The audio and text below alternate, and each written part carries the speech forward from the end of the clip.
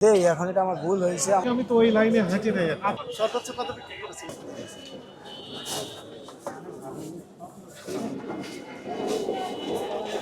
আর আমরা দেই, এখন এটা আমার ভুল হয়েছে। আমার পনিটা ছিঁড়া দিয়েছিল, তখন খোলা হয়েছে, এখন দেওয়া হয়নি। এখন ইনশাল্লাহ সামনে থেকে আবার আসলে পাবেন, আশা করা যায়।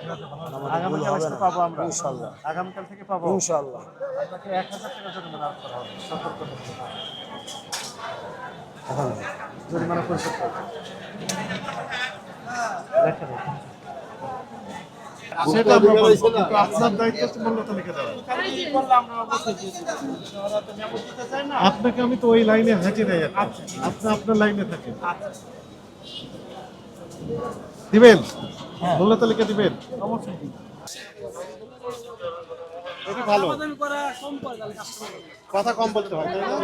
এটা দেখে বুঝতে পারবে যে কত টাকা দাম। Right.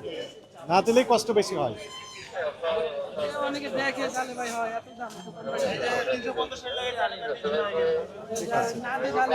Thank you. আপনার কম, আগে তো অনেক কম, অনেক কম, অনেক কম।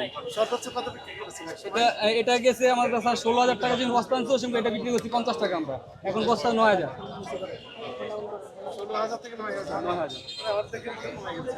আগে মানে 2-3 একটু কম আছে। 16,000 9,000। আমরা তো তার কি বলবো, আমরা যে এটা 30 টাকা, এটা 20 টাকা।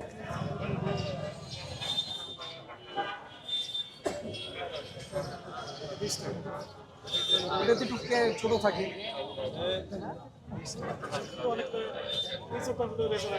এটা এটা বস্তা হয়েছে স্যার 1120 পিস, এর মধ্যে 25টা পছন্দ। পহেলা রমজানে যে পণ্যের দাম যেমনটি ছিল, আজকে পঞ্চম রমজানে এসে দেখলাম কিছুটা কমতির দিকে। যেমন লেবুর ক্ষেত্রে আমরা দেখলাম যে লেবু 10-20 টাকা, 30 টাকা এবং 40 টাকা হালি বিক্রি হচ্ছে। অথচ এই লেবুটা প্রথম রমজানে আমরা দেখেছিলাম যে 60 টাকা থেকে শুরু করে 120 টাকা পর্যন্ত হালি বিক্রি হয়েছে। কিন্তু আজকে পঞ্চম রমজানে এসে দামটা অনেকটাই পড়ে গিয়েছে। একই রকমের ছোলার দামটাও 5 টাকা করে কমেছে, এমনটি জানিয়েছেন ব্যবসায়ীরা আমাদের। অর্থাৎ প্রত্যেকটা পণ্যের পর্যাপ্ত মজুদ রয়েছে বাজারে এবং বিক্রি হচ্ছে এবং দাম কিছুটা কমতে দিকে। আমরা আশা করছি সামনের দিনগুলো আমাদের আরও স্বস্তিদায়ক হবে, অর্থাৎ এই পণ্যের মূল্য কিছুটা কমতে দিকে যেহেতু, অতএব আরও কমে যাবে, এমনটি ব্যবসায়ীরা জানিয়েছে।